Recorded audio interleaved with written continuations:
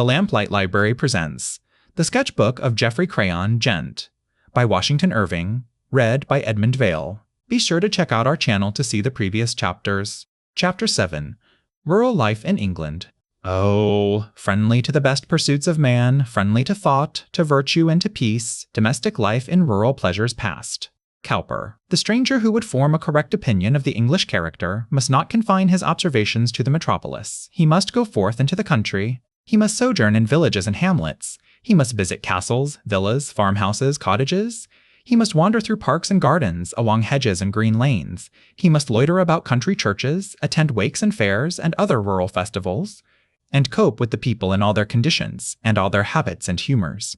In some countries, the large cities absorb the wealth and fashion of the nation.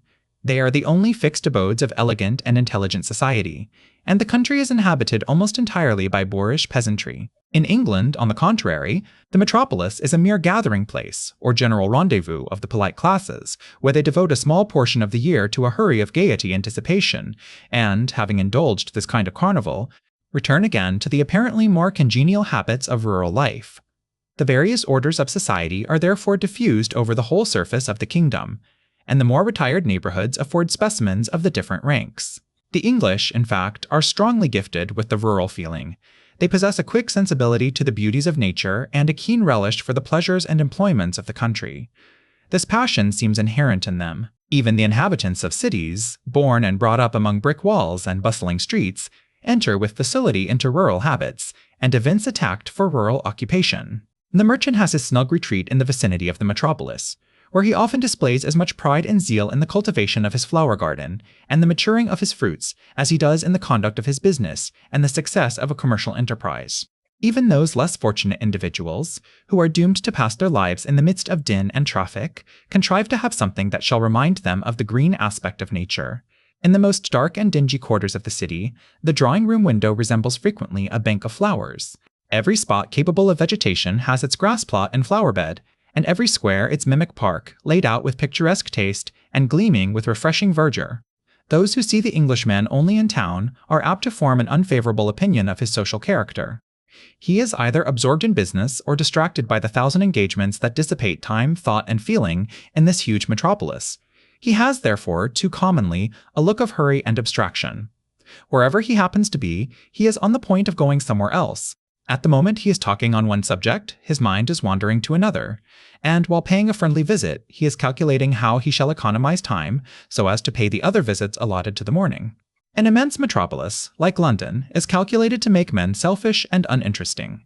In their casual and transient meetings, they can but deal briefly in commonplaces. They present but the cold superfices of character. Its rich and genial qualities have no time to be warmed into a flow.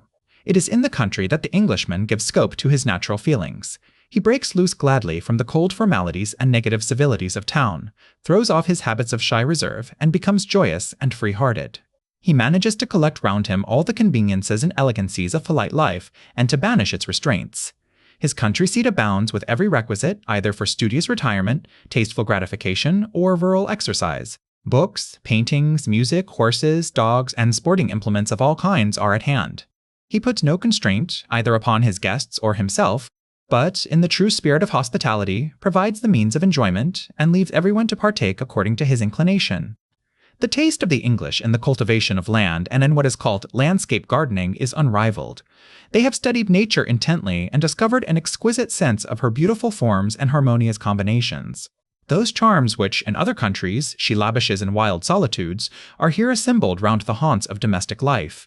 They seem to have caught her coy and furtive graces, and spread them, like witchery, about their rural abodes. Nothing can be more imposing than the magnificence of English park scenery. Vast lawns that extend like sheets of vivid green, with here and there clumps of gigantic trees, heaping up rich piles of foliage. The solemn pomp of groves and woodland glades, with the deer trooping in silent herds across them, the hare, bounding away to the covert, or the pheasant, suddenly bursting upon the wing, the brook, taught to wind in natural meanderings or expand into a glassy lake, all, the sequestered pool, reflecting the quivering trees with the yellow leaf sleeping on its bosom, and the trout roaming fearlessly about its limpid waters, while some rustic temple or sylvan statue, grown green and dank with age, gives an air of classic sanctity to the seclusion. These are but a few of the features of park scenery, But what most delights me is the creative talent with which the English decorate the unostentatious abodes of middle life. The rudest habitation, the most unpromising and scanty portion of land in the hands of an Englishman of taste, becomes a little paradise. With a nicely discriminating eye, he seizes at once upon its capabilities and pictures in his mind the future landscape. The sterile spot grows into loveliness under his hand, and yet the operations of art which produce the effect are scarcely to be perceived.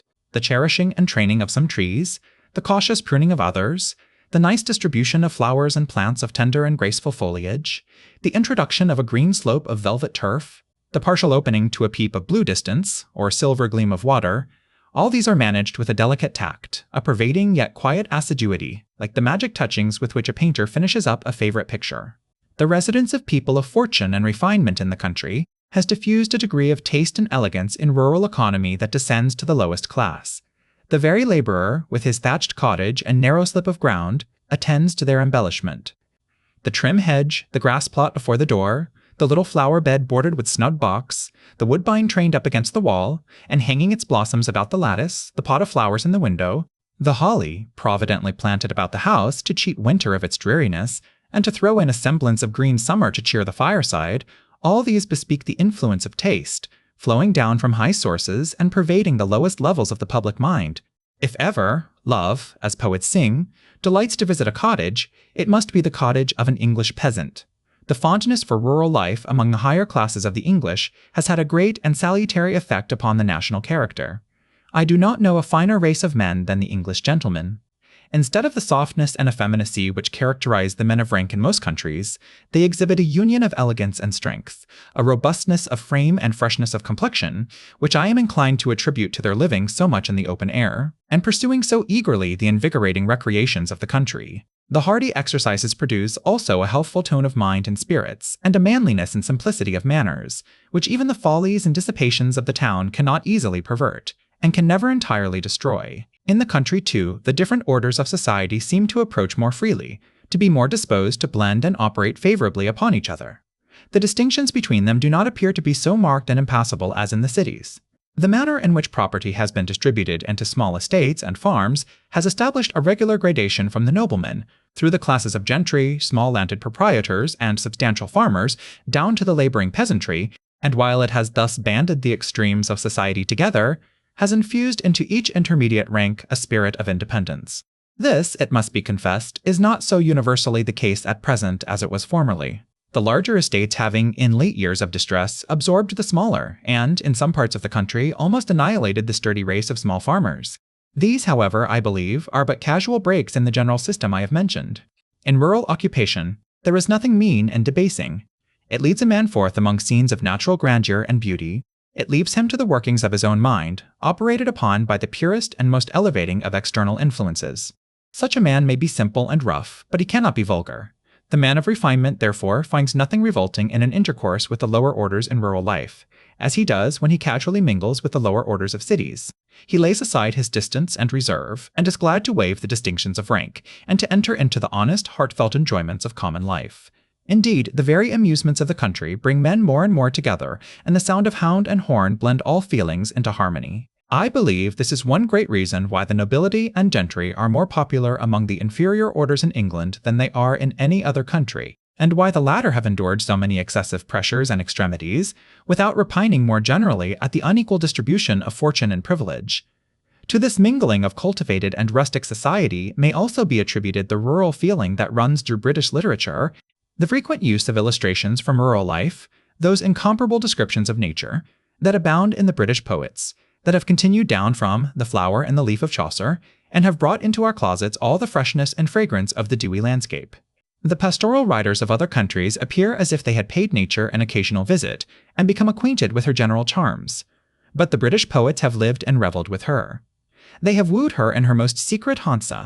They have watched her minutest caprices. A spray could not tremble in the breezem. A leaf could not rustle to the ground. A diamond drop could not patter in the stream. A fragrance could not exhale from the humble violet, nor a daisy unfold its crimson tints to the morning. But it has been noticed by these impassioned and delicate observers, and wrought up into some beautiful morality. The effect of this devotion of elegant minds to rural occupations has been wonderful on the face of the country. A great part of the island is rather level, and would be monotonous, were it not for the charms of culture, but it is studded and gemmed, as it were, with castles and palaces, and embroidered with parks and gardens. It does not abound in grand and sublime prospects, but rather in little home scenes of rural repose and sheltered quiet. Every antique farmhouse and moss-grown cottage is a picture, and as the roads are continually winding, and the view is shut in by groves and hedges, the eye is delighted by a continual succession of small landscapes of captivating loveliness. The great charm, however, of English scenery is the moral feeling that seems to pervade it. It is associated in the mind with ideas of order, of quiet, of sober, well-established principles, of hoary usage and reverent custom. Everything seems to be the growth of ages of regular and peaceful existence.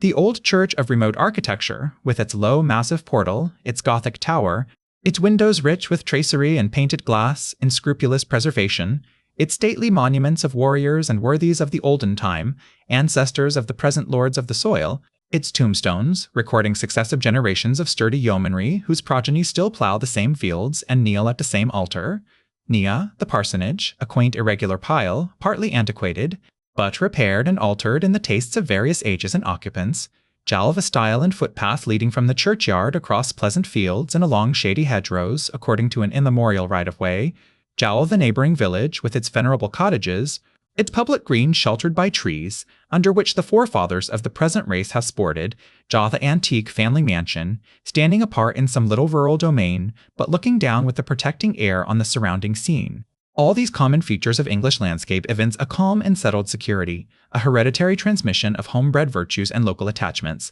that speak deeply and touchingly for the moral character of the nation. It is a pleasing sight, of a Sunday morning, when the bell is sending its sober melody across the quiet fields, to behold the peasantry in their best finery, with ruddy faces and modest cheerfulness, thronging tranquilly along the green lanes to church. But it is still more pleasing to see them in the evenings, gathering about their cottage doors, and appearing to exult in the humble comforts and embellishments which their own hands have spread around them. It is this sweet home feeling, this settled repose of affection in the domestic scene, that is, after all, the parent of the steadiest virtues and purest enjoyments, and I cannot close these desultory remarks better than by quoting the words of a modern English poet, who has depicted it with remarkable felicity, through each gradation, from the castled hall, the city dome, the villa crowned with shade, but chief from modest mansions numberless, in town or hamlet, sheltering middle life, down to the cottaged vale and straw-roofed shed, this western isle hath long been famed for scenes, where bliss domestic finds a dwelling place, domestic bliss, that, like a harmless dove, honor and sweet endearment keeping guard, can centre in a little quiet nest, all that desire would fly for through the earth, that can, the world eluding, be itself a world enjoyed, that wants no witnesses, but its own sharers, and approving heaven, that, like a flower deep hid in rock cleft, smiles, though 'tis looking only at the sky 3 that 4.3. I hope you enjoyed this chapter from The Sketchbook of Geoffrey Crayon, Gent. Click here to watch Chapter 8 on our channel.